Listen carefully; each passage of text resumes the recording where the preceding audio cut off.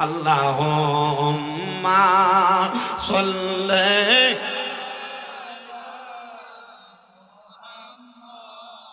ওয়া আলা আলি সাইয়্যিদিনা মুহাম্মদ ওয়া আলা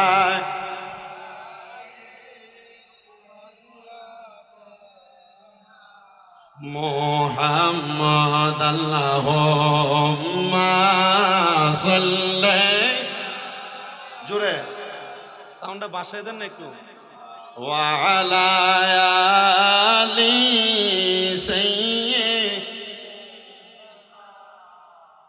নবীর শানে প্রেমের ডোরি মনরে বান্দনা বলেন নবীর শান প্রেমের মনরে বান্দনা সজনে সপনে দেখবা মদিনায় আল্লাহুম্মা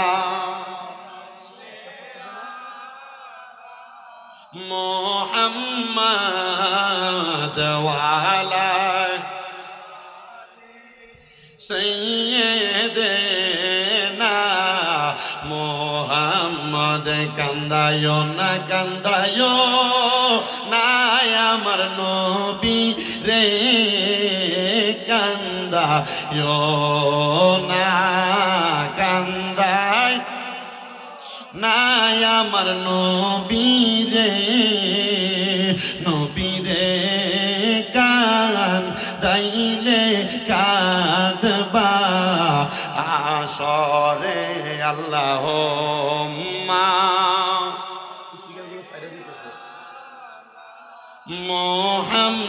মুহাম্মদ ওয়া আলা সাইয়্যিদিনা মুহাম্মদ লা ইলাহা লা যিকর লা ইলাহা হাসবি রব্বি জাল্লাল্লাহু হাসবি ও মা ফি কলবি গায়রুল্লাহ নূর মুহাম্মদ সাল্লাল্লাহু লা ইলাহা ইল্লাল্লাহ লা ইলাহা লা ইলাহা ইল্লাল্লাহ কোন মাকামে হে আল্লাহ দোনো জাহাঁ মে এক আল্লাহ বলো কোন মাকামে হে আল্লাহ দোনো জাহাঁ মে এক আল্লাহ আমরাও বলি এক আল্লাহ বলে আমরাও বলি এক আল্লাহ লা ইলাহা ইল্লাল্লাহ লা ইলাহা লা ইলাহা লা বন্ধু নামাজ রোজা চাইরো না কেহ মা বাবার খেদমত চাইরো না আমার নবীর দুরূদ বইল না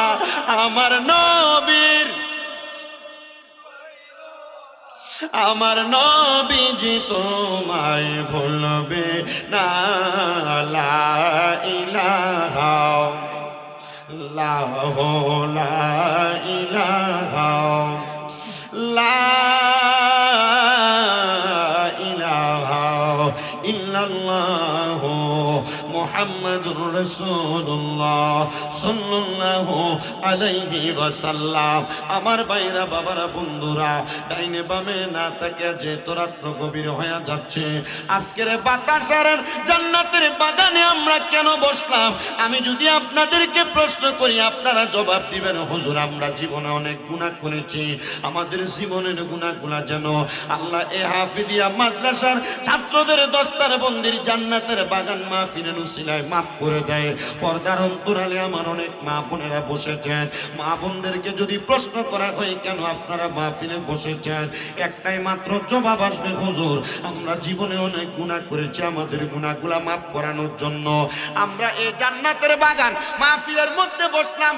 প্রিয় মুসলমান, যেহেতু আমরা জীবনের গুনাহগুলা মাফ করানোর জন্য মাহফিলে বসেছি, আসেন আমাদের প্রত্যেকের জীবনের গুনার কথা স্মরণ করে মুহাব্বতের আওয়াজে কলবের মধ্যে ধাক্কা লাগায়া আমার আল্লাহ তাআলার একটু ইসমে জাতের জিকির করেন। আল্লাহ আল্লাহ আল্লাহ আল্লাহ আল্লাহ আল্লাহ আল্লাহ আল্লাহ আল্লাহ আল্লাহ আল্লাহ আল্লাহ। নূর মুহাম্মদ নামটি আপনার, নূর মুহাম্মদ নামটি আপনার সদাই থাকে মোর মনে। কাঙ্গালেরা পন নবী কে বানা জানে মাশাআল্লাহ। আল্লাহ আল্লাহ। নূর মুহাম্মদ নামটি আপনার, নূর মুহাম্মদ নামটি আপনার সদাই থাকে মোর মনে। কাঙ্গালেরা পন নবী কে বানা জানে মাশাআল্লাহ। আল্লাহ আল্লাহ।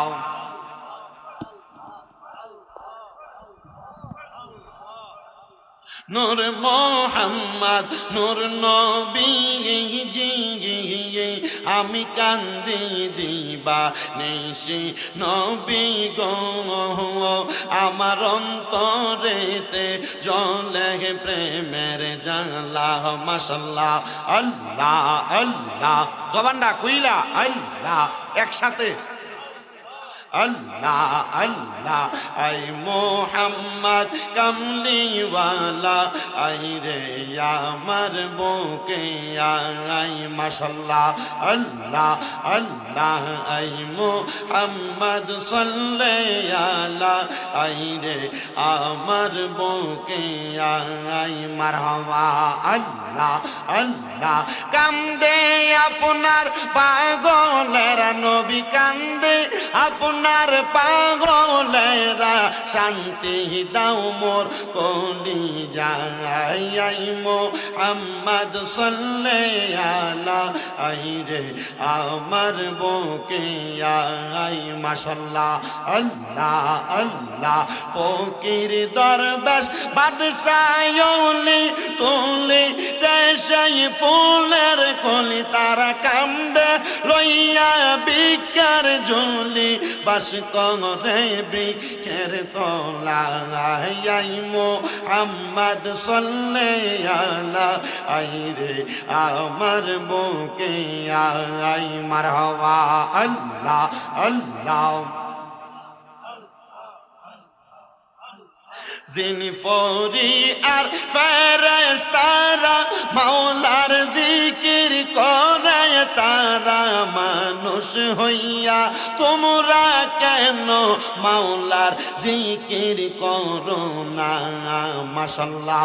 আল্লাহ আল্লাহ। জিকির করো জিকির করো জিকির করো মুমিন গণ, জিকিরেতে মাওলা রাজি আর রাজি নবী গণ মাশাআল্লাহ।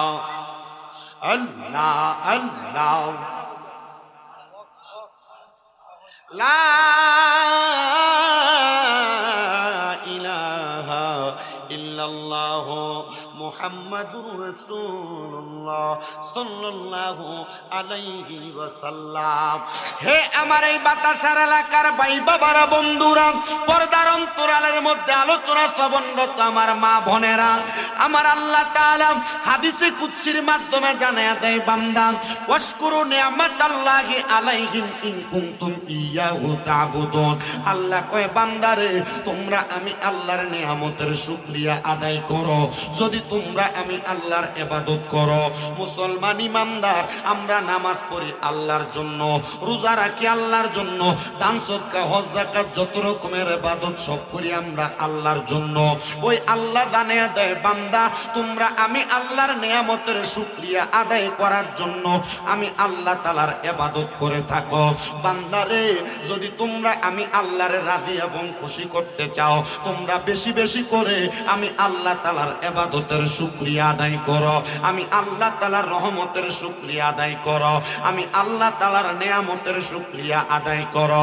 সাহাবায়ে কেরাম আমার নবীরে ডাক দিয়া বলেন, ইয়া রাসূলুল্লাহ, ইয়া হাবিবাল্লাহ, নবী গো, আপনি নবীর কাছে জানতে চাই, আপনি নবী আমাদেরকে জানিয়ে দেন না, নিয়ামতের শুকরিয়া আদায় করলে আমার আল্লাহ তাআলা কি নিয়ামত দান করবে। নবী বলেন, উম্মত আমার, এক নাম্বার যখন আল্লাহর কোন বান্দা নিয়ামতের শুকরিয়া আদায় করে, আমার আল্লাহ তাআলা ওই বান্দাটার নিয়ামত বৃদ্ধি করে দেয়, নিয়ামত বাড়ায়া দেয়।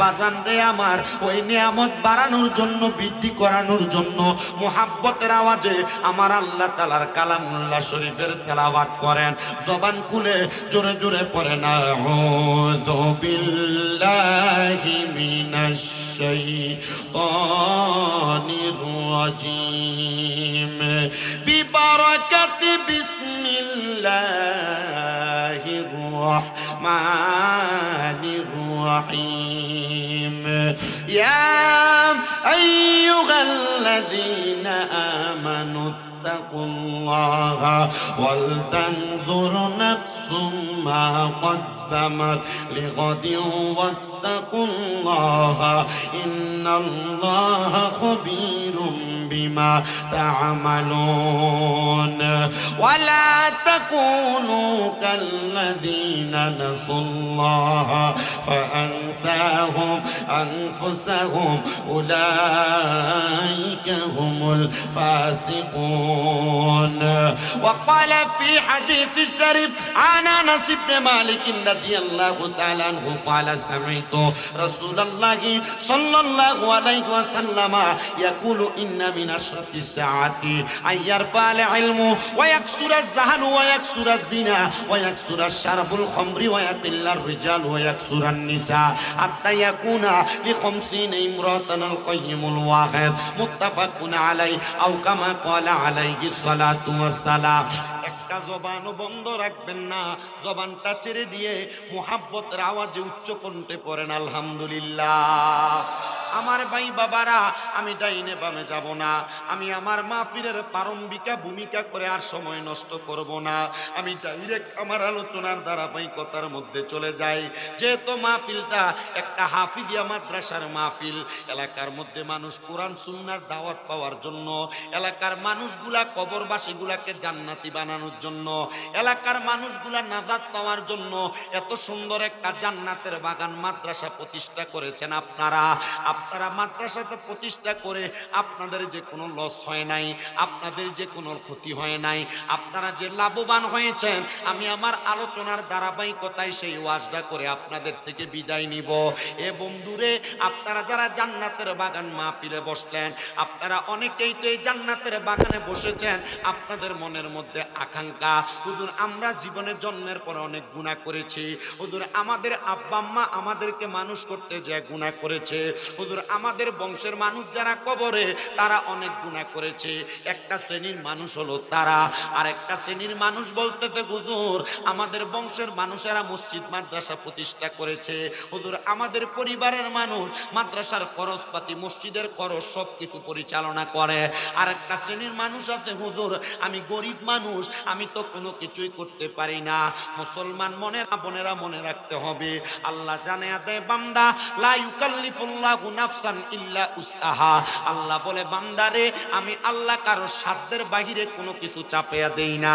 মুসলমান ইমানদার চিন্তা করে দেখেন, আমার আল্লাহ তাআলা সাধ্যের বাহিরে কোনো কিছু চাপিয়ে দেয় না।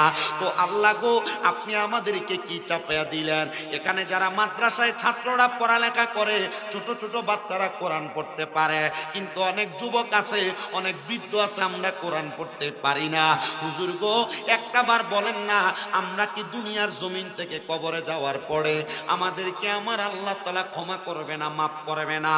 এই ব্যাপারে আমার কাছে প্রশ্ন যদি আপনারা করেন, আমি আপনাদেরকে জবাব দিতে পারবো না।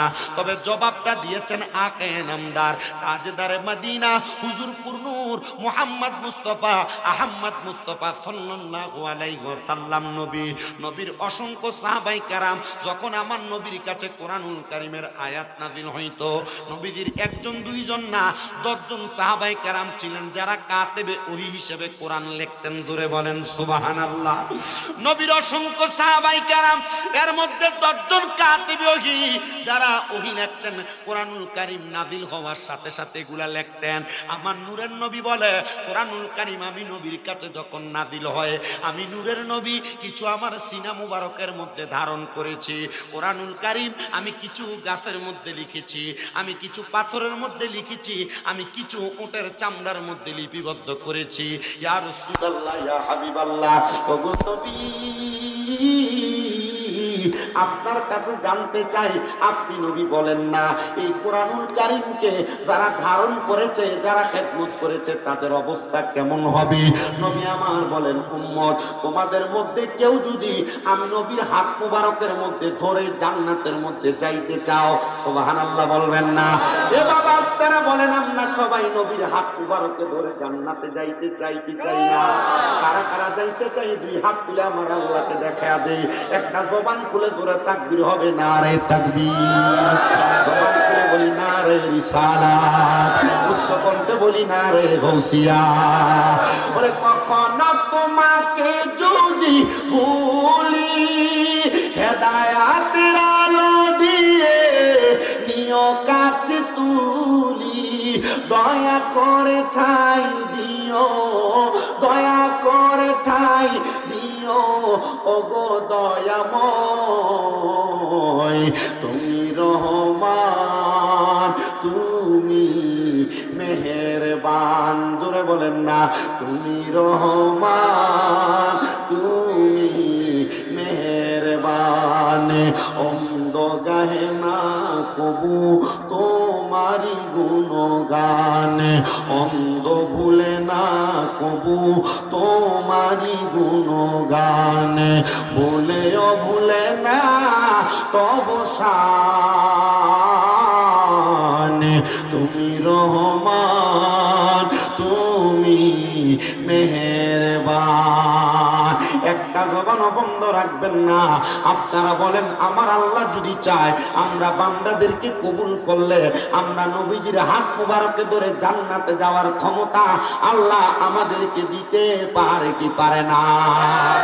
নবী আমার বলেন, উম্মত শুনো, এই উম্মত শুনো, এই কোরআনুল কারীমের মধ্যে এমন একটা আয়াতে কারিমা আছে, যে আয়াতে কারিমা তেলাওয়াত করার কারণে আমার আল্লাহ তাআলা তোমাদেরকে দুনিয়ার জমিনের মধ্য থেকে ইন্তেকালের পরে আমার নবীজির হাত মুবারকে ধইরা জান্নাতে যাওয়ার ক্ষমতা তোমাদেরকে দান করে দিবে।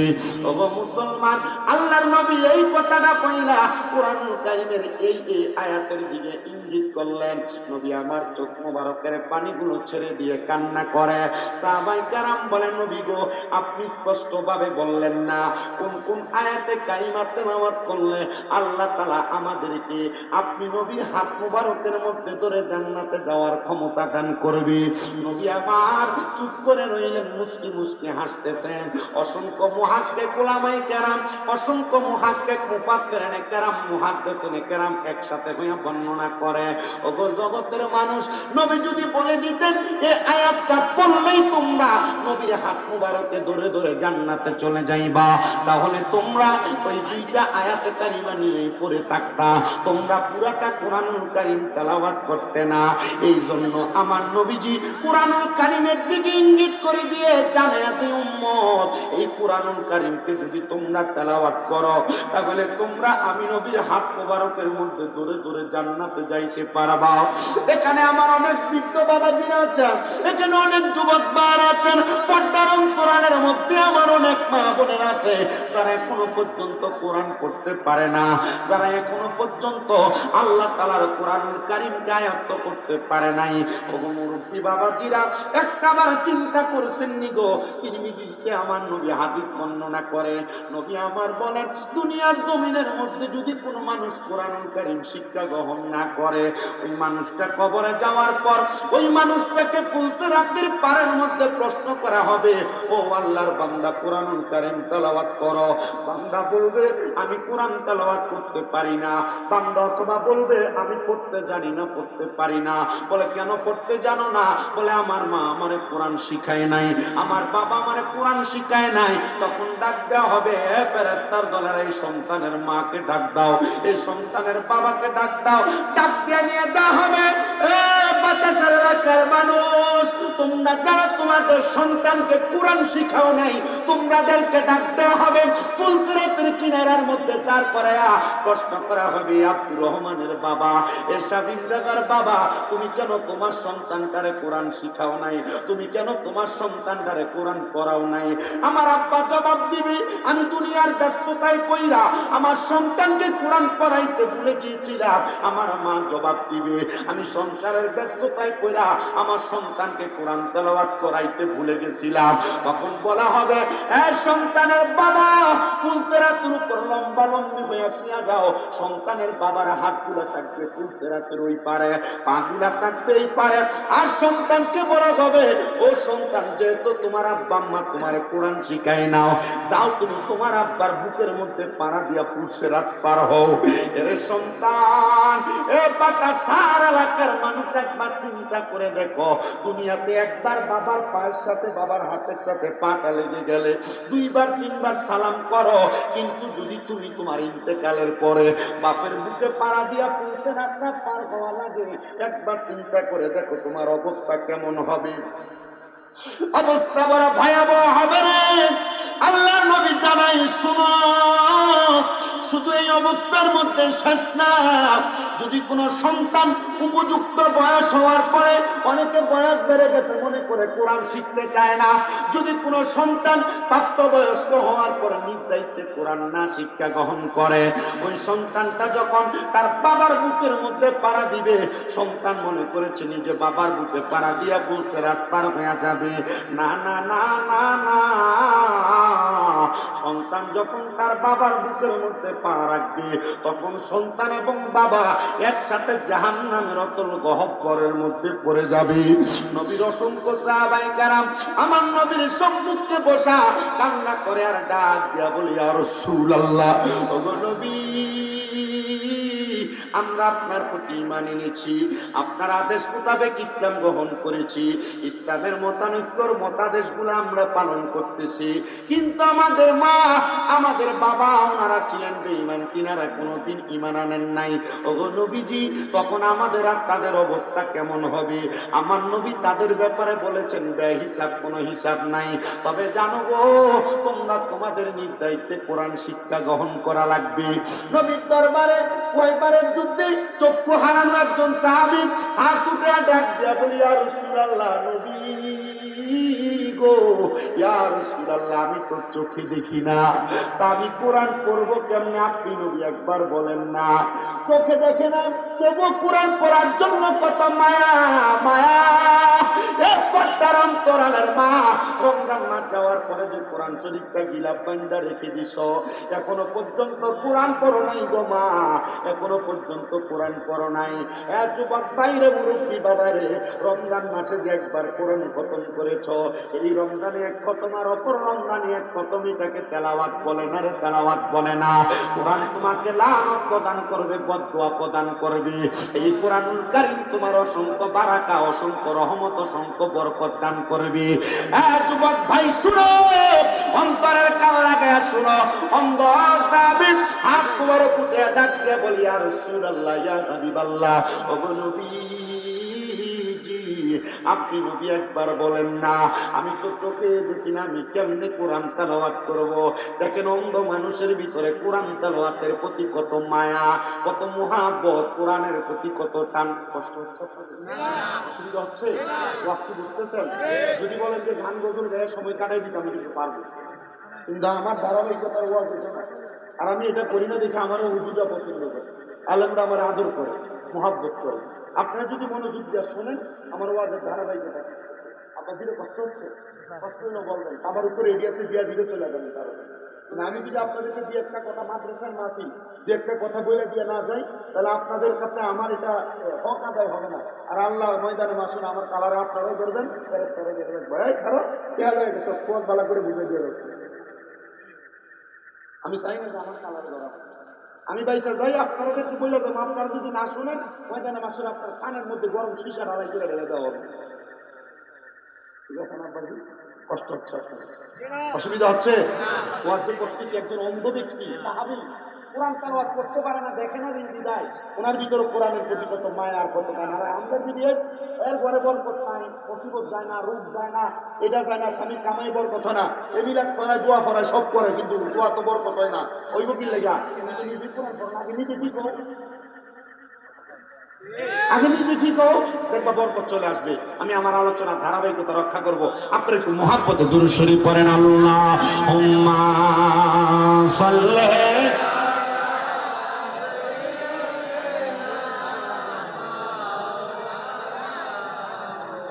মুহাম্মাদ ওয়া আলা আলি মাওলানা।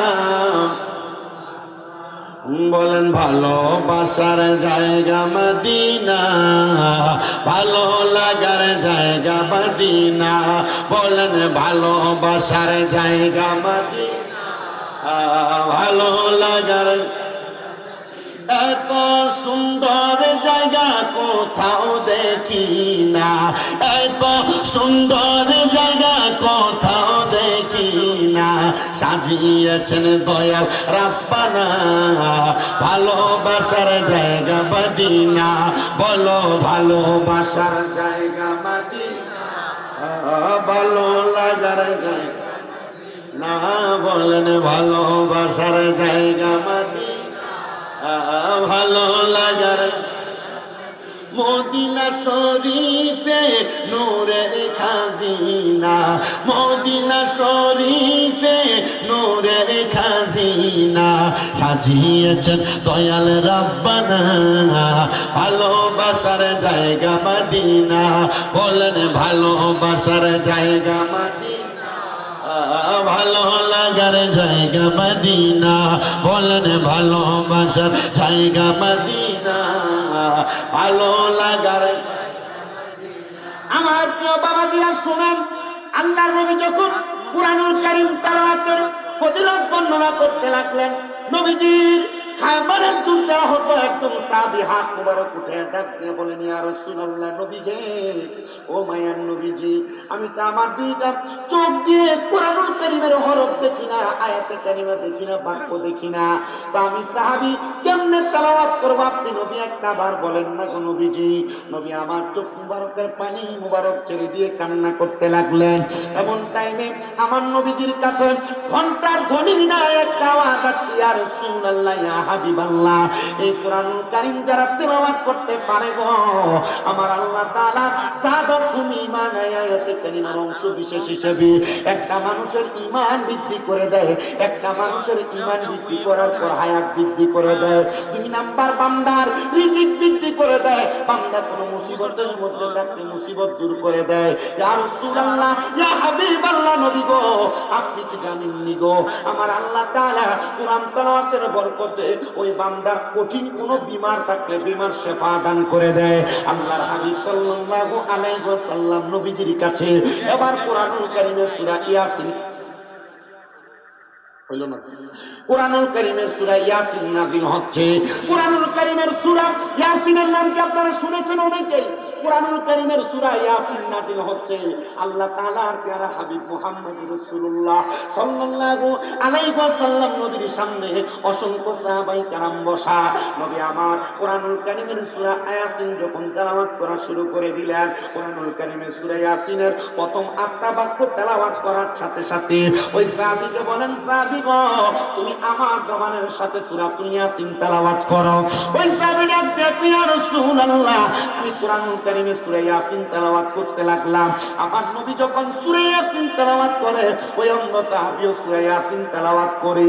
আমার নবীরে ডাক দিয়ে বলি ইয়া রাসূলুল্লাহ আমি তো আমার চোখ দিয়ে দেখতে পাই না। নবী আমার জানায়া দেয় তোমার বাড়ির সম্মুখে একটা গাছের গোড়ালির মধ্যে আমি নবীজি কোরআনুল কারীমকে লিপিবদ্ধ করেছি, লিখে রেখেছি। তুমি ওই কোরআনুল কারীমটাকে সে জায়গার মধ্যে মুহাব্বত করবা। ওই সাহাবী বলে আমার নবীজির শিখানো বাক্যগুলো আমি তেলাওয়াত করতে লাগলাম। আমি যখন তেলাওয়াত করতে লাগলাম আমি তেলাওয়াত করতে লাগার সাথে সাথে আমি এটাকে মুহাব্বত করে ওই কোরআনুল কারীমের অক্ষরগুলোকে চুমা খাইতে লাগলাম। অল্প কিছুদিন পরে আমার নবী যখন আমার সামনে কোরআনুল কারীমের সূরা ইয়াসিন প্রথম থেকে শেষ পর্যন্ত তেলাওয়াত করতে লাগলেন, খোদা কি কসম ওই কোরআনুল কারীমের সূরা ইয়াসিন তেলাওয়াত করার বরকতে আমার আল্লাহ তাআলা ওই খায়বারে চোখ হারানো সাহাবীর চোখগুলা ফিরিয়ে দিছে। সুবহানাল্লাহ। আপনি কি বুঝতেছেন কিছু? তাসিয়া মেকের মালিক যে আমার ওয়াদের করে আমার কানে মনে করে সাউন্ড আসে না, আমি দূর থেকে ওয়াজ করি তবু আমার সমস্যা এখানে হয়। যদি আপনি না পারেন এখন এভাবে স্টপ থাকেন মাইকের আওয়াজ মানুষ বুঝে, বুঝতেছেন না আপনারা? এমনি বুঝে আমার একটু কষ্ট হবে, কষ্ট কি হবো, কুমিল্লার বেলা মরে গেলে গান অসুবিধা হবে আপনাদের? যতটুকু করতেছে ততটুকু বুঝতেছেন? তাইলে কোরআনুল কারীমের সূরা ইয়াসিন তেলাওয়াত করার কারণে কি হয়েছে? কথা বলতে গেলে কি ভুলে গেছে গা? আর জোরে বল না, কি ভুলে গেছে? আমি এমন 3টা ঘটনা আপনাদেরকে শোনাবো, শোনা আমি বিদায় নিব। তবে আপনারা ধৈর্য নিয়ে শুনবেন, তা আপনাদের লাভ হবে। মুহাব্বতে বলেন মারহাবা, আর জোরে বলেন না মারহাবা। আল্লাহর হাবিব সাল্লাল্লাহু আলাইহি ওয়াসাল্লামের জবান মুবারকের কোরআনুল কারীমের সূরা ইয়াসিনের তেলাওয়াত শুনে ওই সাহাবীর চোখগুলা খুলে গেছে। সাহাবী ইয়া রাসূলুল্লাহ কোরআনের এত মুজিজা, কোরআনের এত পাওয়ার, কোরআনের এত সম্মান, কোরআনের এত ইজ্জত, এত মর্তবা, ওগো নবী আমি এখন আমার চোখ দিয়ে দেখতে পাই। আমার নবী বলেন এ সাহাবায়ে কেরাম শুনো, এই কোরআনুল কারীমটা যারা মুহাব্বত করবে বরকত আল্লাহ তাআলা অসংখ্য বান্দাকে দান করে দিবে। তাহলে বলেন কোরআনুল কারীম তেলাওয়াত করলে রোগের শেফা দান করেন একজন, তিনার নাম কি? আর জবান খুলে বলেন তিনি কি? আল্লাহ। ও গো আল্লাহ ক্ষমা করে দাও, মাফ করে দাও, বলেন আল্লাহ। ও গো ক্ষমা করে দাও, মাফ করে দাও, বলেন ক্ষমা করে। তোমাকে না চিনিয়া, তোমাকে না দেখিয়া ঈমান এনেছি তবুও, ঈমান এনেছি তবুও, সেই উসিলায় রহমত দয়া বিলাও, সেই উসিলায় রহমত দয়া বিলাও, ক্ষমা করে দাও, মাফ করে দাও, বলেন আল্লাহ। ও গো ক্ষমা করে দাও, মাফ করে দাও, তোমাকে না দেখিয়া, তোমাকে না চিনিয়া ঈমান এনেছি তবুও, ঈমান এনেছি তবুও, সেই উসিলায় রহমত দয়া বিলাও, সেই উসিলায় রহমত দয়া বিলাও, ক্ষমা করে দাও, মাফ করে দাও, বলেন ক্ষমা করে দাও, মাফ করে দাও, বলেন আল্লাহ। ও গো এদিকে বলেন আল্লাহ। ও ক্ষমা করে দাও, মাফ করে দাও, বলেন ক্ষমা করে দাও, মাফ করে দাও, একটা জবানও বন্ধ রাখবেন না, জবানটা ছেড়ে দিয়ে মুহাব্বতের আওয়াজে পড়েন আল্লাহু আকবার। আমার প্রিয় মুসলমানেরা শুনুন, ইমাম গাজ্জালী রাহমাতুল্লাহি আলাইহির নাম আপনারা এখানে অনেকেই শুনেছেন। ইমাম গাজ্জালী রাহমাতুল্লাহি আলাইহির জামানায় ছোট্ট একটা ঘটনা ঘটেছে। আপনাদের মাদ্রাসা থেকে আজকে 4 জন কোরআনে হাফেজ হয়েছে। যারা কোরআনে হাফেজ হয় সবাই কিন্তু কোরআনুল কারীমকে সিনাতে ধরে রাখতে পারে না। অহংকারের কারণে, তাকাব্বুরির কারণে সিনা থেকে কোরআন উঠে চলে যায়। আল্লাহ তাআলা তাদের কাছ থেকে কোরআন ছিনিয়ে নিয়ে যায়। ওই জামানায় হযরত ইমাম গাজ্জালী রাহমাতুল্লাহি আলাইহির সময় একজন কোরআনে হাফেজ বলে, আমাদের এলাকার মধ্যে অসংখ্য বুজুর্গানের দিন ছিল, অসংখ্য আল্লাহ তাআলার মকবুল বান্দা ছিল, যাদের দুয়ার বরকতে আল্লাহ তাআলা দুনিয়ার মানুষকে অসংখ্য বারাকা নসিব করতেন, যাদের দুয়ার বরকতে আল্লাহ তাআলা অসংখ্য বরকত, অসংখ্য রহমত দুনিয়ার মানুষকে বন্টন করতেন। আল্লাহর ওই বুজুর্গ বান্দা ইন্তেকাল করার পরে হযরত ইমাম গাজ্জালী রাহমাতুল্লাহি আলাইহির এক ছাত্র বর্ণনা করতেছে, জগতের মানুষ শোনো, একটা অলৌকিক ঘটনা ঘটে গিয়েছে। এই অলৌকিক ঘটনার কারণে আমরা হতবিলম্বিত হয়ে গিয়েছি। আমাদের এলাকার একজন কোরআনে হাফেজ, উনি আমাদের কাছে বর্ণনা করেছে। বলে কেমন বর্ণনা করেছে? বলে আমাদের এলাকার কোরআনে হাফেজ আমাদেরকে বলতেছে, আমাদের এলাকার যে কোনো মানুষের কোনো সমস্যা হলে, মুসিবত হলে, ওই বুজুর্গ বান্দার মাকবারার সামনে, মাজারতের সামনে থেকে কোনো দোয়া করলে আল্লাহ তাআলা সাথে সাথে দোয়া কবুল করে ফেলতেন। জোরে বলেন সুবহানাল্লাহ। ওই কোরআনে হাফেজ বলেন, আমি একদিন আমার পেটে আর অনেক পীড়া যন্ত্রণার কারণে আমি সাথে সাথে আমি মনে মনে নিয়ত করতে লাগলাম, আল্লাহ যদি আমার পেটের পীড়া ভালো করে দেয় তাহলে আমি ওই বুজুর্গ বান্দার, মানে ইমাম গাজ্জালীর এলাকার ওই বুজুর্গ বান্দার এলাকার মধ্যে ওনার মাকবারার সামনে দাঁড়ায় দাঁড়ায় কোরআন কারীম তেলাওয়াত করবে। আল্লাহর বান্দা মনে নিয়তটা করতে দেরি, আল্লাহ তাআলা বান্দার রোগটাকে শিফা করতে দেরি করে নাই। আসতে বললেন, আমরা নিয়ত করি যে আমার যদি বিদেশ যেতে পারে আমি মসজিদে 1000 টাকা দিব। আমার মায়ের যদি একটা ছেলে হয় তাহলে আমি মসজিদে একটা মাদ্রাসাতে একটা ছাগল দেলাই। আল্লাহর লগে চুক্তি করে, আল্লাহর লগে চুক্তি। আল্লাহ যদি দেয় তাহলে দিব, না দিলে দিত না।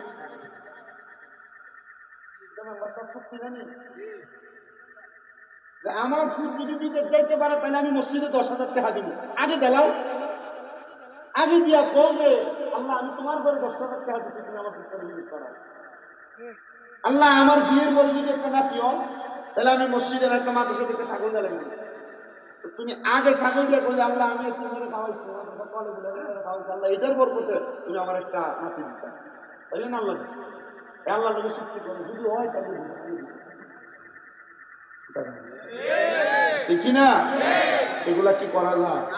এগুলা কি নিয়তের নম্বর কতটাকে নিয়াতুল মুমিনিন খায়রুম মিন আমালি, মুমিনের নিয়ত আমলের চেয়ে উত্তম। নিয়ত করছেন ভালো কথা, নিয়ত আগে পুরা করেন, দেখবেন আল্লাহ তাআলা নিয়তের দিয়ে দিবেন। আর জোরে বলেন না সুবহানাল্লাহ। আমার প্রিয় বাবাজিরা শুনেন, এবার কুরআনুল কারীমের হাফেজ বলেন, আমি মনে মনে ইরাদা করতে লাগলাম, ইরাদা আল্লাহ তাআলা যদি আমাকে একটা আমার পেটের পীড়া ভালো করে দেয় তাহলে আমি বুজুর্গ বান্দার কবরের সামনে দাঁড়ায় দাঁড়ায় কোরআন তেলাওয়াত করব। নিয়তটা কি ভালো না খারাপ? আসতে বলছি ভালো না খারাপ? আর আমরা দেশের বহু হুজুররা আছে, আমরা যদি আল্লাহর কোনো বুজুর্গ বান্দার মাজারাত মাকবারার ব্যাপারে কোনো নিয়ত করি, ডাইরেক্ট ফতোয়া দেলাই শিরিক। কথা বলে না? এ বাবা, শিরিক যে বললা, বেদাত যে ফতোয়া দিলা, তুমি কি জানোনি যাদের মাকবারায়, যাদের মাজারে নিয়ত করে, এই নিয়ত আল্লাহর জন্য করে। আর এই আল্লাহর ওলি যারা, এদের উসিলায় তুমি ইসলাম ধর্ম পাইছো, কিন্তু তুমি শিরিক ফতোয়া দিতে কোনো চিন্তা ভাবনা করো না। জানোনি বাবা, যাদের মাজার আর মাকবারা নিয়ে শিরিক ফতোয়া দেও, এই মাজারওয়ালার কারণে তুমি ইসলাম পাইছো। কথা কোন ঠিক কিনা? তবে মাজারের মধ্যে কোনো ভণ্ডামি হলে আমরা এটাকে সাপোর্ট করি না, করেন? মাজারের মধ্যে কেউ সেজদা দিলে এটাকে আমরা সাপোর্ট করি না, করেন? মাজারের মধ্যে কোনো বেডিয়ে ঢুকলে এটা আমরা সাপোর্ট করি না, করেন? মাজারের ভিতরে কেউ যদি বেডিয়ে টোল বাদ্য করে নাচে, এটা আমরা সাপোর্ট করি না, করেন? মাজারের মধ্যে যদি কেউ উরুস মুবারকের নাম দিয়া বেডি দিয়া গান করে, এটা আমরা সাপোর্ট করি না, করেন? করি না, সুন্নি জামাত এটাকে সাপোর্ট করে না। আর এগুলা যারা করে তারা ভণ্ড, তাদের সাথে সুন্নিদের কোনো সম্পর্ক নাই। ডান হাত তুলে বলেন ঠিক কিনা? অনেকে চিন্তা করে কোন হুজুর আনছে রে, হুজুর টলদি মার্কা দেখা যায়, হুজুর মাজারের বিরুদ্ধে কয়, হুজুর মাজারের বিরুদ্ধে কয় না, হুজুর মাজারের পক্ষে কয়।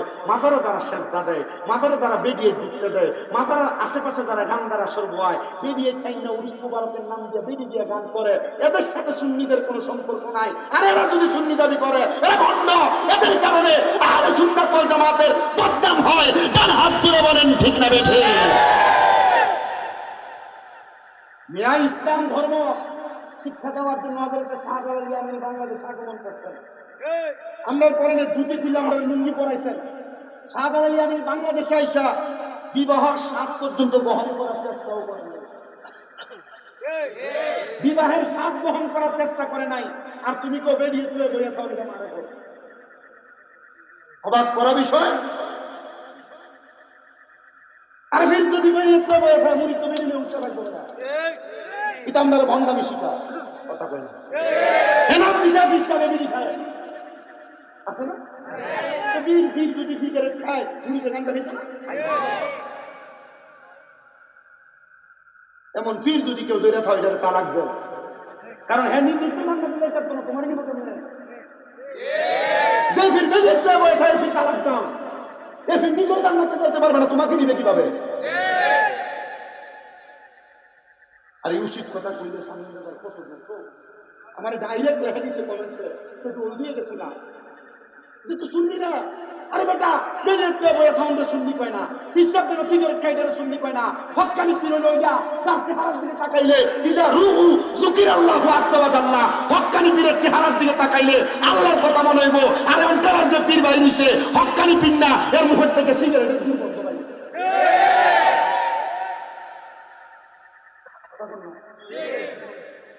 আর এগুলার কারণে সচেতন শিক্ষিত সমাজ বিশ্বাসদেরকে মহব্বত করে, কফিরবাজি করবে ভণ্ডামি।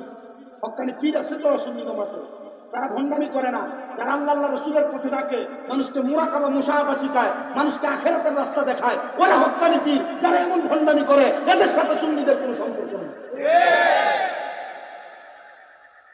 কষ্ট হইতেছে আপনারা? তো কইব যে কি মোল্লা দাওয়াত দিচ্ছি, তা মোল্লা তো বালা মোল্লা না। আমার দাওয়াত কমতেছে আস্তে আস্তে, তবে যেটি কমতেছে এর থেকে বেশি বাড়তেছে আমার।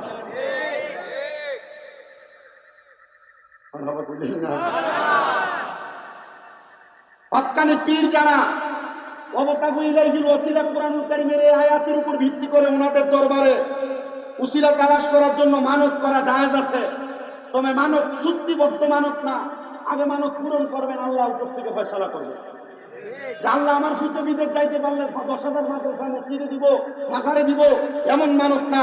এমন মানত করবেন যে আল্লাহ তোমার ওলির দরবারের মাদ্রাসা, তোমার ওলির নামের মাদ্রাসার ভিতরে আমি দিলাম 10,000 টাকা, আল্লাহ যদি তুমি খুশি হও এটা রুসিলা আমার বিদেশ যাওয়ার ব্যবস্থা করে দাও, পত্র সহজ করে দাও, আমার একটা নাতি দাও, আমার একটা জি দাও, আমার একটা পুত দাও, আমার বিপদ থেকে উদ্ধার করো, মুসিবত থেকে বাঁচাও, রোগ থেকে মাফ করো। আপনারা বলেন এমন নেক নিয়ত করলে, সত্যি ছাড়া ডাইরেক্ট মানত করলে আল্লাহ ওই মানত কবুল করার ক্ষমতা আল্লাহর আছে নাকি নাই? ঠিক এমন মানতই করেছিলেন আল্লাহর বান্দা। আল্লাহর বান্দা সামর্থ্যহীন হাফেজে কোরআন। বেশিরভাগ হুজুরাই বাংলাদেশে লক্ষ্য করলে দেখা যায় নিম্নবিত্ত। কথা বলি একটু নিম্নবিত্ত কিনা, বাংলাদেশের হুজুররা এখন টাকা পয়সার মুখ দেখছে, মোটামুটি টাকা পয়সা ইনকাম করে। বহু বহু হুজুররা বড় বড় গাড়ি চড়ে, বড় বড় বাড়িতে থাকে, সুন্দর বাড়িতে ঘুমায়। হ্যাঁ, এটা আল্লাহর ফয়সালা, আল্লাহ চাইলেই দিতে পারে। আমি যদি হুজুর হইয়া কমিটির গোলামি করি, হুজুর হইয়া মসজিদ কমিটির নমনম করি, এই হুজুর জীবনে কোনো চাচ্ছি না। হুজুর যদি আমি আল্লাহর গোলামি করি, মসজিদ কমিটি আমাকে বলছে যদি এটা কোরআন সুন্নাহ মোতাবেক হয় আমি করবো, আর সুদখোর আর ঘুষ করবে তেল মেরা মেরা আমি চাকরি করবো, এটা হুজুর আমি না। হুজুর জীবনে বড় হওয়ার ক্ষমতা আছে, কথা কন না ঠিক কিনা? আর হুজুরও মরছে, মসজিদ কমিটি বানায় সুদ করবে, ঘুষ করবে, সিটার রে, বাচ্চার রে, এটা আজীবন মন্ত্রের হক মেরে খাইছে, এটা নিয়ে মসজিদের সভাপতি বানায় হুজুর প্রস্তুতিটা।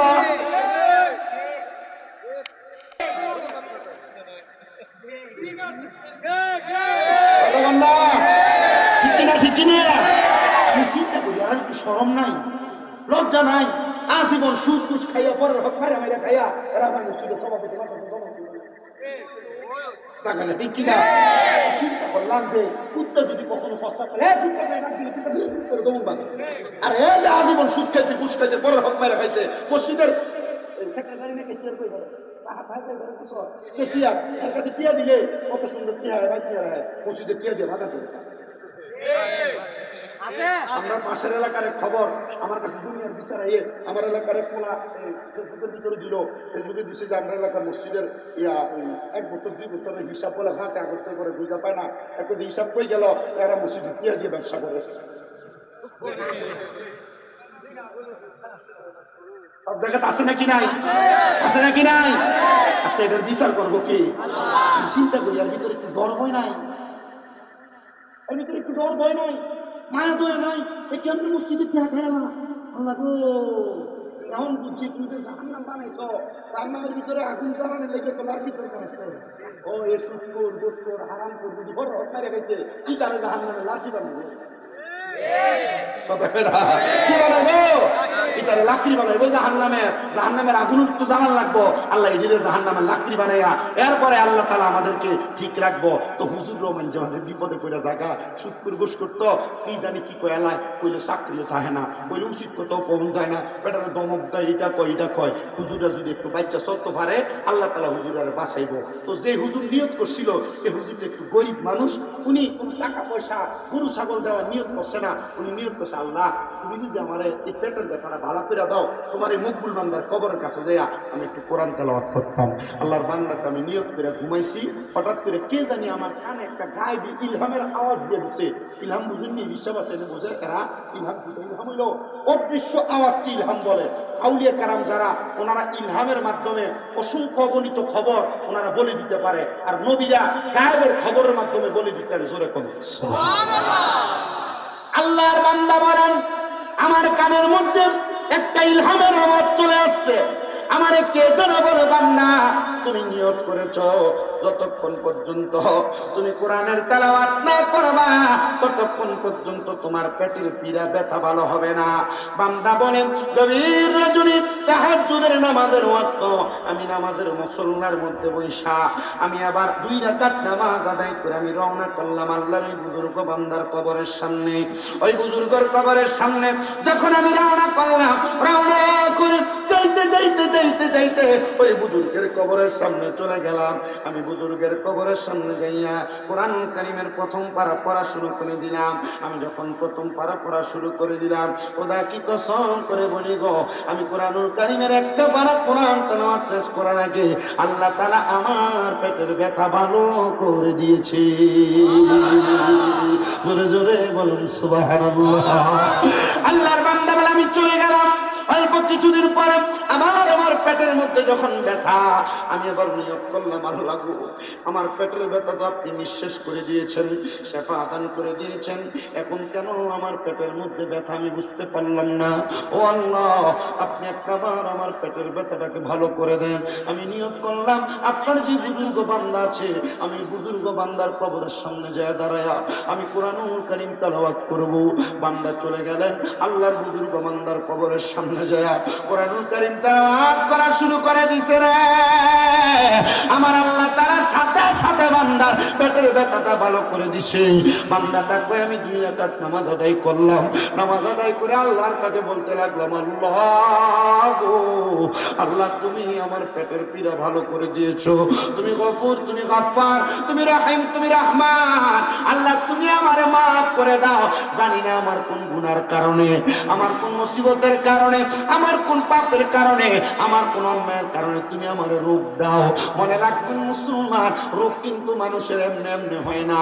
মানুষের খাসিয়তের কারণে, মানুষের কোন অন্যায়ের কারণে, মানুষের কোন দোষের কারণে, মানুষের কোন পাপাচারের কারণে আল্লাহ তাআলা রোগ মুসিবত দিয়া বিপদ দিয়া মানুষকে পরীক্ষা করে।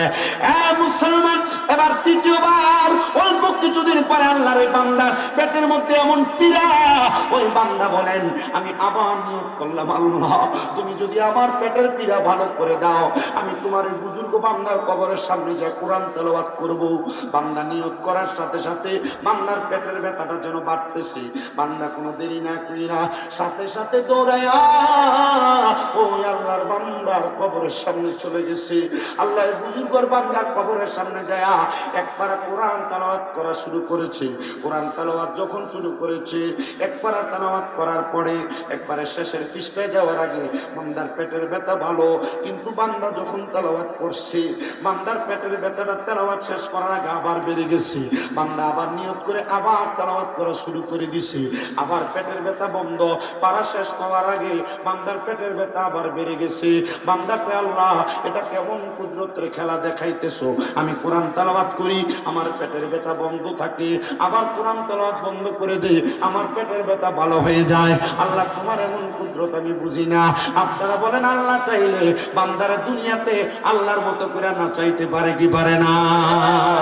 এটা গানের লোকে না শুনি না, এটা গানের না শুনি না, এই না শুনি আল্লাহ তাআলার কুদরতি ইশারার না শুনি। পেটের ব্যথা তেলাওয়াত করে ভালো হয়ে যায়, তেলাওয়াত বন্ধ পেটের ব্যথা শুরু হয়ে যায়। আল্লাহর এই বান্দা বলেন যখন আমি 3 বার কোরআন তেলাওয়াত করার পরে আমার পেটের ব্যথা আবারও বেড়ে গেছে, আমি সাথে সাথে মাকবারার পাশে একটা লম্বা বেত দেখি, আমি বেত নাই না। আল্লাহর ওই বুজুর্গ বান্দার কবরের উপর আমি ঠাস ঠাস করে 3টা বাড়ি মারছি। আমি বাড়ি মাইরা রাত করে আমি যখন চলে যাইতেছিলাম, আমার মন মেজাজ বড় খারাপ, রাগান্বিত অবস্থা। আমি আবার রাস্তার প্রতিমধ্যের মধ্যে দেখলাম চিরাপাড়া জামাওয়ালা পাগল বেশে কে জানি একজন আমার সামনে দাঁড়িয়ে গেছে। আমি জিজ্ঞাসা করলাম কে আপনি, কেন আমার সামনে দাঁড়াইলেন? আল্লাহর বান্দা বলে তোমাকে দেখা যায় তোমার চেহারাটা মলিন, চোখগুলা লাল হয়ে গেছে, রাগান্বিত কেন বলো কারণ? বলে আমার এই সমস্যা, কোরআন তেলাওয়াত করলে পেটের ব্যথা ভালো হয় না, চেত বাইরা যায়। বলে বাইরা যায়, আমারে বলো আমি তোমার পেটের ব্যথা ভালো করে দেই। এবার আল্লাহর কোরআনে হাফেজ বান্দা ডাক দিয়ে বলি বুজুর্গ বান্দার কবরের কাছে কোরআন তেলাওয়াত করলাম, পেটের ব্যথা ভালো হইল না, আপনি বুঝি পাগল মানুষ আমার পেটের ব্যথা ভালো করবেন? ইবনে মাজাহ শরীফের হাদিস, আল্লাহর নবী কালা উখবিরুকা আম্মুলুকিল জান্নাহ, আমি নবী কি তোমাদেরকে জান্নাতের বাদশা সম্পর্কে খবর দিব না? সাহাবায়ে কেরাম বলে ক্বালু বালা ইয়া রাসূলুল্লাহ, খবর দেন। আমার নবী বলেন ক্বালা রাজুলুন দাঈফুন মুস্তাদাফুন যু তিমরাইন লা ইউকবাহু লাহু লাউ আসসামা আলাল্লাহি লা আবাররা, কেমন ব্যক্তি হবে জান্নাতের বাদশা? যার চুলগুলো এলোমেলো, কাপড়গুলো নোংরা এলোমেলো, পাতলা শরীরের, যাকে দেখে তোমাদের পছন্দ হবে না। সে যদি আল্লাহর কাছে কোনো দোয়া করে, ওই দোয়ার সাথে সাথে আমার আল্লাহ কবুল করে নেয়। জোরে জোরে বলেন সুবহানাল্লাহ। এই জন্য কোন রাস্তার পাগল, রাস্তার কোন ফকিরকে দেখলে পানি মারবা না, রাস্তার কোন পাগল ফকিরকে দেখলে কলার সুলকা মারবা না। পাগল ফকিরদেরকে সম্মান করবা, ইজ্জত করবা, তাজিম করবা, দেখবা আল্লাহ তাআলা তোমারে বারাকা নসিব করবে। প্রিয় মুসলমান ইমানদার, শুনো, অন্তরের কানটা লাগে শোনো রে, আল্লাহর বান্দারা অন্তরের কানটা লাগে শোনো। এবার আল্লাহর বান্দা ডাক দেবার কোরআনে হাফেজ আমারে বলো তোমার পেটের ব্যথা আমি ভালো করে দিব। কোরআনে হাফেজ বলে সামনে থেকে সরেন, নচেত এই বেত দিয়ে আপনার পিঠে আমি আঘাত করব। আল্লাহর বান্দা ডাক দিয়া কয় কোরআনে হাফেজ আমার দিকে তাকায় দেখো, পিঠের কাপড়টা কেমন ভাবে সরাইয়া বলে আমার পিঠেতে 3টা বাড়ি দিছ, এই বাড়ির দাগও তো এখনো যায় নাই, এখন তুমি আমার আরো আঘাত করতে চাও। কোরআনে হাফেজ ডাক দিয়া কয় কে আপনি, আপনার পরিচয়টাকে আমি জানতে চাই।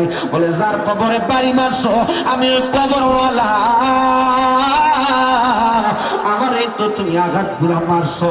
আর বলেন কি? বলে হ্যাঁ, তিরমিজি শরীফের হাদিস বলে দুনিয়ার মানুষ তোমরা কবরের উপর উঠো না, দাঁড়াইও না, কবরের উপর বইসো না, কবরের উপর তোমরা শুইও না।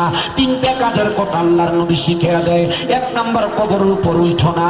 আর আমাদের সমাজে অনেক জায়গাতে মানুষকে মাটি দেওয়ার সময় মাটি দিয়া পাড়ায়। এটা কোন জায়গায় শিখছেন? আমি কয়েক জায়গায় দেখা অবাক হয়ে গেছি, কবরের সামনে রাগান্বিত হয়েছি, কবরের উপর উঠে পাড়ায় পাড়ায় আপনি মাটি দেন। আল্লাহ নবী বলে তোমরা কবরের উপর উঠবে না, কবরের উপর বসবে না, কবরের উপর শুইবে না। তিনটা হাদিসে একটা হাদিসে মোবারকে তিনটা নির্দেশ করেছেন আল্লাহর হাবিব। আরে পারে পারে মাটিতে কবরবাসী কষ্ট পায়, আঘাত পায়।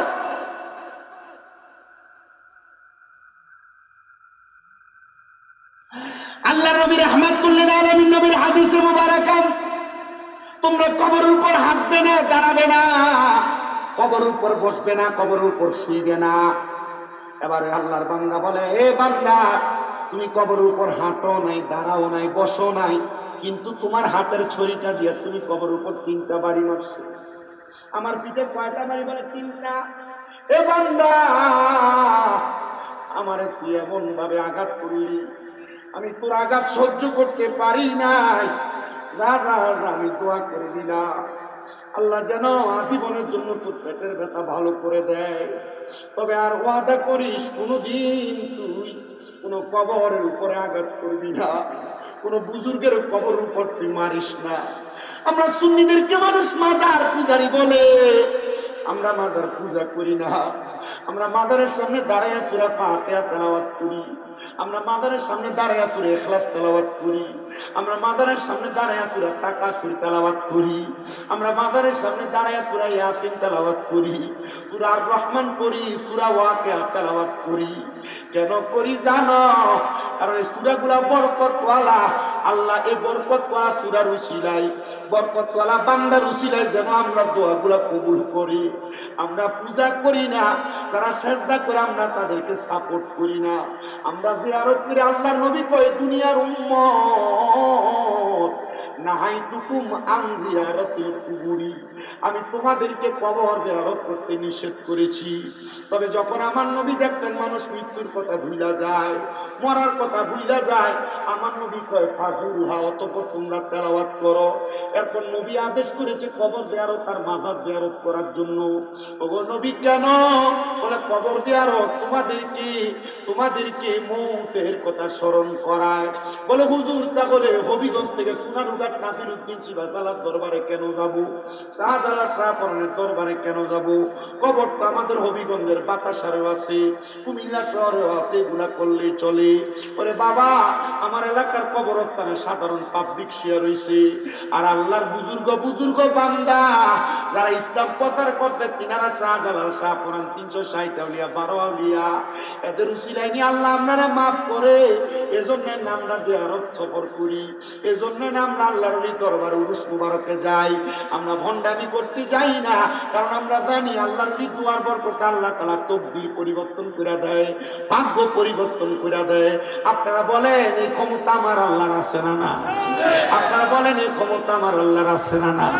আপনারা আরেকবার বলেন আল্লাহর আছে না না?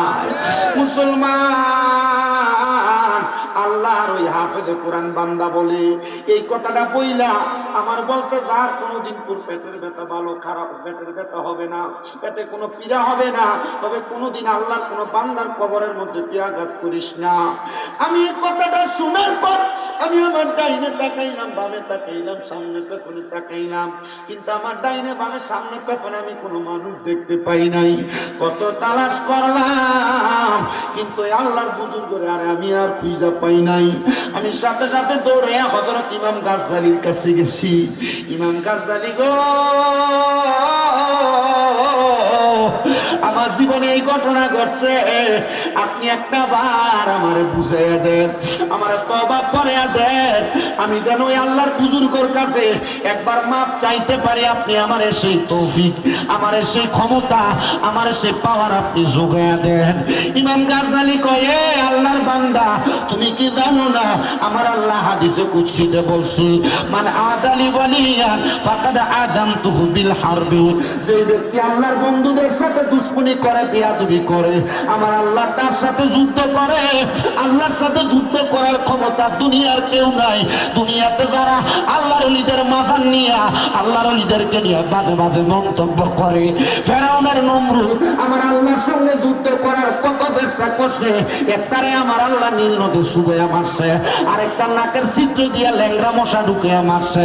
খোদার কসম করে বলি, সোনার বাংলাদেশে 5 আগস্টের পরে যে হারামজাদারা আল্লাহর ওলির মাজার গুলারে আঘাত করছে, আপনারা বলেন আমার আল্লাহর হাদিসে কুদসির মাধ্যমে আল্লাহ যে বাণী বলছে আল্লাহর ওলিদের সাথে দুশ্মনী করলে আল্লাহ যুদ্ধের ঘোষণা করে, এরা কি আল্লাহর ওলির মাজার গুলা ভাঙ্গা আল্লাহর সঙ্গে যুদ্ধ করছে?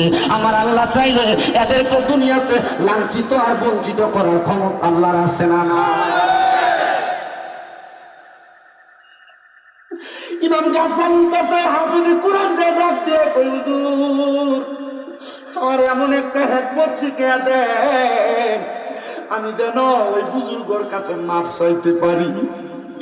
ইমাম গাজ্জালিকে আমার কাছে কোনো হিকমত নাই রে।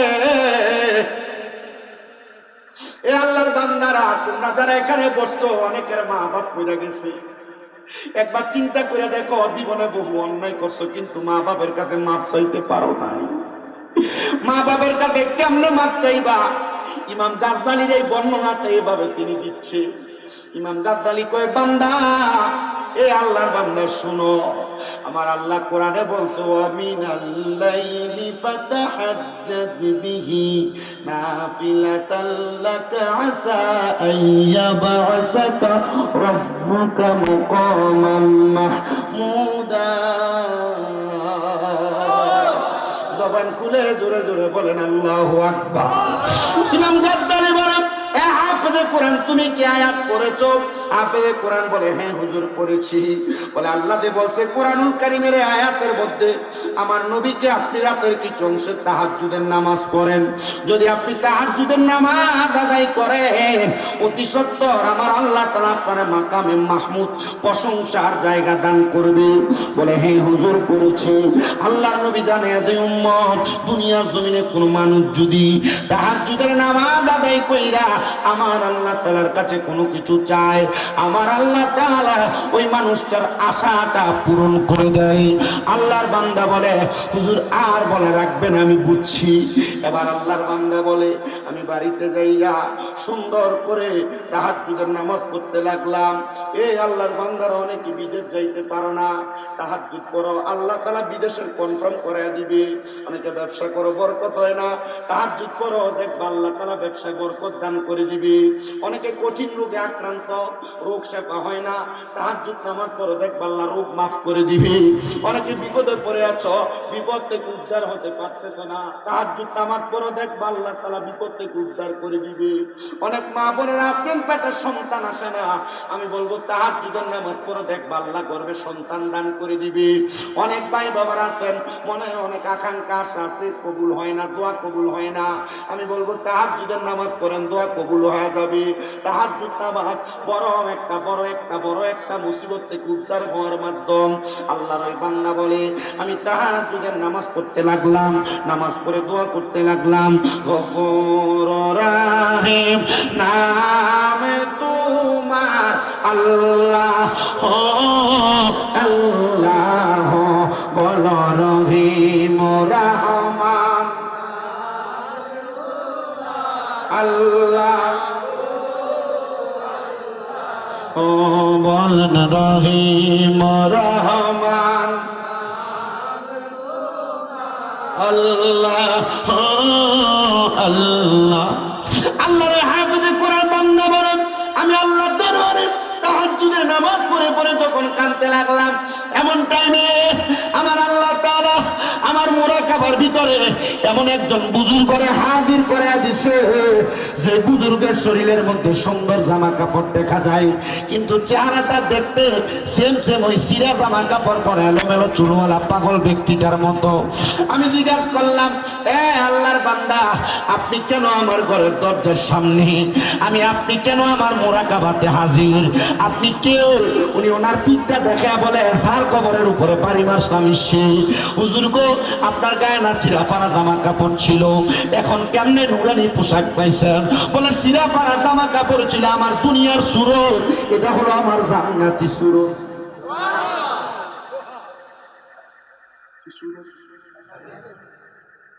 দুনিয়াতে হাফেজে কোরআন হাফেজ সাহেব হইতেছেন যারা, আপনারা মনে রেখেন, মাথায় রেখেন, তাহাজ্জুদ নামাজ করলে, মোরাকাবা করলে, চোখ বন্ধ করলে আল্লাহর বুজুর্গ দেখতে দেখা যায়।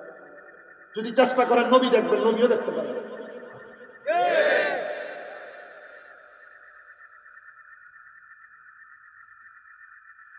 আল্লাহর বান্দা বলেন, আমি ওনাকে প্রশ্ন করলাম আপনি কেন এই অবস্থা আমার সামনে? তিনি আমার জবাব দেন অন্য কোনো কারণে না। বলে কেন? বলে আমি তোমার সামনে আসছি, তুমি আমারে দেখার জন্য এত কষ্ট করে তাহাজ্জুদের মধ্যে কান্নাকাটি করতেছো।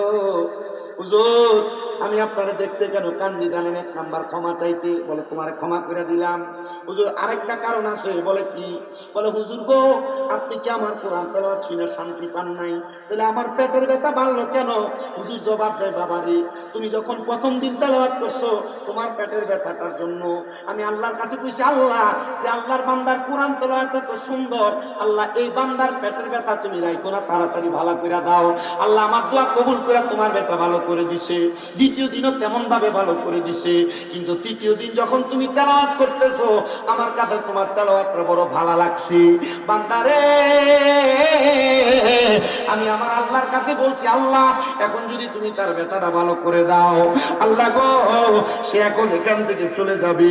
আল্লাহ আজকে আমার কাছে বড় ভালো লাগে, আল্লাহ তার তেলাওয়াতটা যেন আরো বেশি করে করে, তুমি তার পেটের ব্যথাটা একটু বাড়াইয়া দাও। এ আল্লাহর বান্দা যখন তোমার চলে যাওয়ার সময় হইতো আমি তখনই এই দোয়াটা করতাম, আর আল্লাহ তখন তোমার পেটের ব্যথা বাড়াইয়া দিত। আমার আল্লাহ তাআলা যখন পেটের ব্যথা বাড়াইয়া দিত এবার তুমি আবার তেলাওয়াত করা শুরু করতাম। এমন ভাবে 3 বার তেলাওয়াত করছো, 3 বার আমার কাছে শান্তি লাগছে। কারণ আমরা কবরের ভিতরে যাওয়ার পরে আমার আল্লাহ দে বলছে, ওয়ালা তাকুলু লিমান ইউকতালু ফি সাবিলিল্লাহি আমওয়াত বাল আহইয়াউ ওয়ালাকিন লা তাশকুরুন। আল্লাহ দে বলছে আল্লাহর বুজুর্গ বান্দারা এরা মরে না, এরা জিন্দা। আমরা যে জিন্দা কবরে আছি, দুনিয়ার মানুষ জিন্দা থাকলে ভাত খায়া তরকারি খায়া বাঁচে, রুটি খায়া খানাতে না খায়া বাঁচে। বান্দারে আমরা কবরবাসী যারা জিন্দা, আমরা দুনিয়ার খানা খায়া বাঁচি না, আমরা ওই কবরের ভিতরে আল্লাহর পক্ষ থেকে যে ওই ইউরজাকুনের খাতিরে রিজিক প্রাপ্ত হই। আমার আল্লাহ তাআলা আমরা রিজিক হিসাবে কোরআন তেলাওয়াত জিকির আর নামাজ রে দিয়ে দিছে। তোমাদের কোরআন তেলাওয়াত শুই না আমাদের পেটের ক্ষুধা নিবারণ হয়ে যাইতো, এটাই আমাদের জন্য রিজিক। যারা মুমিন বান্দা, মুমিনের রিজিক ভাত তরকারি না, মুমিনের রিজিক হইল আল্লাহর জিকির কোরআন তেলাওয়াত। মুমিনের রিজিক হইল আল্লাহর পক্ষ থেকে আল্লাহ প্রদত্ত জিকির আজকার গুলা। আমি তোমার কোরআন তেলাওয়াত গুলা আমার রিজিক হিসেবে গ্রহণ করছি। আমি বুঝতে পারি নাই তুমি যে আমার পেটের আমার কবরের উপরে এমন ভাবে আঘাত করবা, যারে বান্দা যাও এখন থেকে আর আঘাত কইরো না, এখন থেকে তুমি বেশি বেশি করে কোরআন তেলাওয়াত করো। আল্লাহর বান্দা বলে আমার বয়স 69 বছর বয়স পর্যন্ত আমি আমার সারাটা জীবন ওই বুজুর্গের কবরের সামনে কাটিয়ে দিছি, আমি শুধু কোরআন তেলাওয়াত করেছি। আমার হাজত ছাড়া আমি কখনো ওই বুজুর্গের কবরের সামনে থেকে উঠতাম না। আমার খানা কি, আমার পড়া কি, আমার দুনিয়ার কোনো রং তামাশার কথা আমার মনে নাই। আমি শুধু কোরআনই পড়তাম, কোরআনই পড়তাম, কোরআনই পড়তাম। এটার কারণে আমার আল্লাহ তাআলা আমার খানার জন্য কোনো টেনশন ফিরে দেয় না। আমি যখন কোরআন পড়তাম অটোমেটিকলি আমার আল্লাহ আমার খানা জোগাড় দিয়ে দিত। ঠিকই তো আল্লাহর ওলির দরবারে যারা থাকে এরা খানা চিন্তা করে না। হবিগঞ্জের মানুষ শাহপুরানের মাজারের মধ্যে সিন্নি দেখলে যায়, ছাগল লইয়া যায়, গরু লইয়া যায়, এগুলা কিন্তু নিয়ে ওই জায়গার পাগল ফকিরে খাওয়ায়। কথা কর না বাবা, ঠিক কিনা?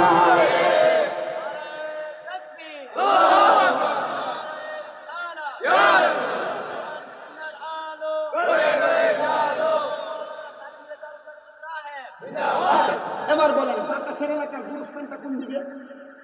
কবরস্থান কই? শুধু দিকে আসেনি। আচ্ছা এবার তো ছাত্র 5 জন। আচ্ছা ওই ইমাম গাজদালির জামানায় এক হাফেজ সাহেবের তেলাওয়াতে যদি আল্লাহর এক বুজুর্গ যদি কবরে খানা পায়, বুজুর্গরা খানা কি ভাত? ভাত তরকারি, কোরআন তেলাওয়াত জিকির আছে। আচ্ছা এক বুজুর্গ যদি কবরে খানা পায় তো এই বাতাসারা মাদ্রাসার তলে বুঝালাম ছাত্ররা সকালে ফজর আগে ওঠে না, ফজর আগে উঠে কোরআন করে, সকালে কোরআন তালাওয়াত করে, 10টার দিকে ঘুমাইলে বাংলা দিকে এখন আবার কোরআন তালাওয়াত করে, জোরের পরে বাংলা পড়লে এরপর আবার কোরআন করে, মাগরিবের পরে সবক করে, তালাওয়াত করে না? করে না? করে না? আচ্ছা, মনে হয় বাতাসার মাদ্রাসার হাফেজ সাহেবরা তেলাওয়াত করলে আল্লাহ বাতাসার কবর আযাব মাফ করে না। এবার বলেন, আপনাদের মা বাপ কবরে আছে কার? কারোর মা নাই, কারোর বাপ নাই, যার যার যে কবরে আছে, বংশের মানুষ কবরে আছে কার কার হাত তোলেন। আমারও আছে, আপনার নাই? এটা নাই মনে, এটা নাই, এটা নাই, তোর বংশের কেউ নাই আব্বা কবরে, আর তোর? আপনার না। আব্বাজি এই মাদ্রাসার বলছি এত টেনশন করার লাগে এরা, আমি বেশি মানুষ চাইবো না। এই তালেবুল ইলমরা কোরআন তেলাওয়াত করে দিয়ে আপনাদের বংশের মানুষের কবরের আযাব মাফ করাইতেছে। এই মাহফিল আগামী বছর হবে। আমি এখানে 10 জন মানুষ চাইবো, 10 জন। হুজুর আমার মা কবর, আমার বাবা কবর। 1 নাম্বার হুজুর আমি আমার আম্মা আব্বার জন্য এই মাহফিল আগামী বছর। কথা বলা যাবে না, আপনার আবার বিসমিল্লাহ বলে যাওয়া শুনুন। আল্লাহুম্মা আমিন, আল্লাহুম্মা আমিন, আলহামদুলিল্লাহি রাব্বিল আলামিন, আসসালাতু ওয়াসসালামু আলা রাসূলিহিল কারীম, রব্বানা যালামনা আনফুসানা ওয়া ইন লাম তাগফির লানা ওয়া তারহামনা লানাকুনান্না মিনাল খাসিরিন। মাবুদু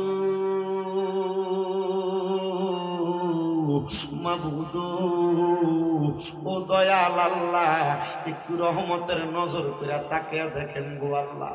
এই হবিগঞ্জ জেলার অন্তর্গত বাতাসার হাদি হরমুজ আলী সুন্নিয়া হাফিজিয়া মাদ্রাসার দস্তার বন্দি হাফেজ ছাত্রদের পাকড়ি প্রদান উপলক্ষে 10তম বার্ষিক সুন্নি মহাসম্মেলন সাজাইয়া মাদ্রাসা ময়দানে আল্লাহ বিশেষ করে গো পীরে কামেল মোকাম্মেল হযরত শাহ সফি মোহাম্মদ মফিউর রহমান আব্দুল বারী নকশবন্দি মুজাদ্দিদি বালুচর দরবার শরীফের পীর সাহেব হুজুর কেবলার সদারত সবারত কর্মে আল্লাহ ওনার সাহেবজাদারের সঙ্গে নিয়া এলাকার দাড়িপাক্কা মুরব্বী বাবারা, এলাকার মসজিদের ইমাম খতিব মুয়াজ্জিন মাদ্রাসার হাফেজ তালেবুল ইলমরা সহ আমার দাড়িপাকা মুরব্বী বাবারা, যুবক নওজোয়ান ভাইয়েরা, ছোট ছোট মাসুম বাচ্চারা, পর্দার অন্তরালের আমার অবলা সরলা মা বোনেরা, দেশ বিদেশ থেকে প্রবাসী আমার ভাই বাবারা মুনাজাতের মধ্যে হাত বাড়াইয়া দিছি। মাবুদু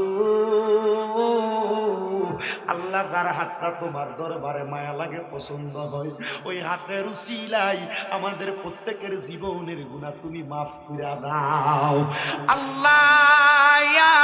আজকের মুনাজাতের মধ্যে কে জানি হাত বাড়াইছে, কার জানি জগতের মধ্যে আব্বা নাই, যেই বাবা রিক্সা চালাইয়া মাটি কাইটা মাথার গাম পায়ে ফালাইয়া পরের বাড়িতে বদলার কাজ কইরা সন্তানরে মানুষের মতো মানুষ করার জন্য আব্বার অক্ষরে পানি বানাইছে গো আল্লাহ, এমন আব্বার কবর জান্নাতের বাগান বানাইয়া দাও মাবুদ।